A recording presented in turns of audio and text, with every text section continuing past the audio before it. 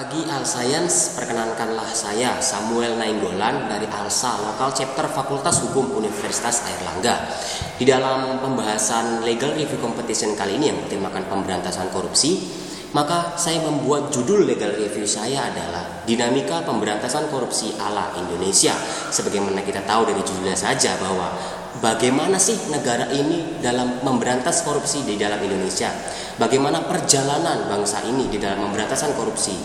Sebagaimana kita ketahui bahwa di dalam pemberantasan korupsi ada 3 lembaga yang berwenang, yakni pertama adalah kepolisian, kedua yakni kejaksaan, dan ketiga adalah Komisi Pemberantasan Korupsi adalah KPK. Terlebih dahulu marilah kita berangkat dari segi filosofisnya terlebih dahulu. Apa yang dimaksud dengan korupsi?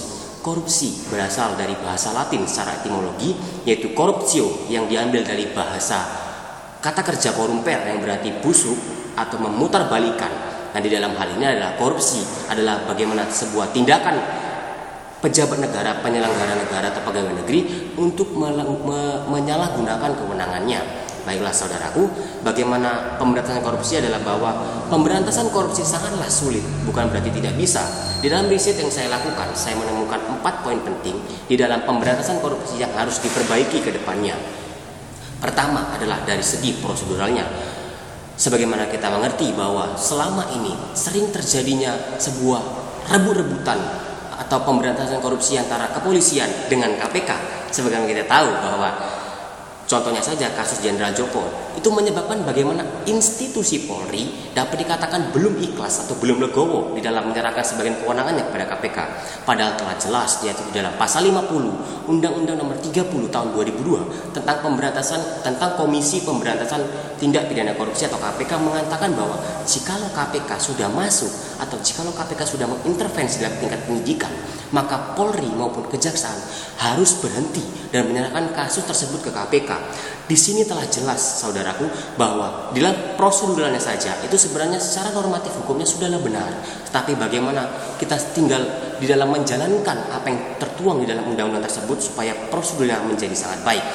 Poin yang kedua yang saya dapat adalah bagaimana masih terdapat kesalahan atau di dalam normatif hukumnya.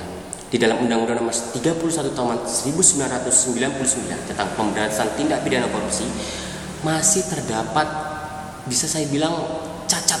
Karena apa? Karena di situ bisa menimbulkan interpretasi yang berbeda antara institusi kepolisian dan KPK. Misalnya saja bahwa KPK berwenang untuk menangani kasus korupsi yang kerugian di dalam huruf A-nya merugikan keuangan negara, di dalam huruf B-nya menjadi konsumsi publik, dan di huruf C-nya adalah kerugian 1 miliar lebih. Nah, di antara huruf A, B, dan C itu ada kata dan atau.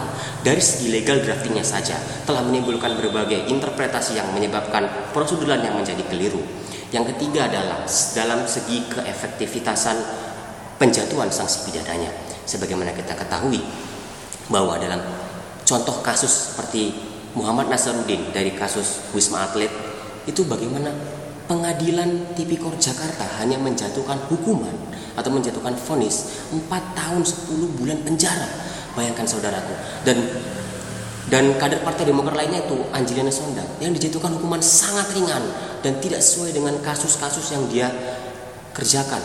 Dan ini menyebabkan bahwa, dan berbagai kasus-kasus lain yang saya dapatkan di legal review saya mengatakan bahwa terkadang korupsi ini penjatuhannya sangat lama, penjatuhan pidana, sehingga tidak menimbulkan efek jera bagi para pejabat yang lainnya, sehingga korupsi masih tetap kerap sekali dilakukan di republik ini. Lalu yang ketiga adalah sebenarnya ini poin yang ketiga berasal dari dalam diri manusia sendiri, yaitu moral. Bagaimana moral itu bersangat pengaruh penting, bagaimana nilai-nilai keagamaan dan nilai-nilai moral itu adalah bagaimana bisa membentengi diri kita dari pengaruh-pengaruh dari luar. Apa saja di legal review saya ada. Baik sebagai saudaraku bahwa pemberantasan korupsi adalah murni atau harus dilakukan oleh Indonesia sebagai negara berkembang, di mana agar terciptanya pembangunan ekonomi yang berkelanjutan dan berkesinambungan, maka korupsi haruslah diberantas dari bumi ini. Sekian dan terima kasih. ALSA always be one.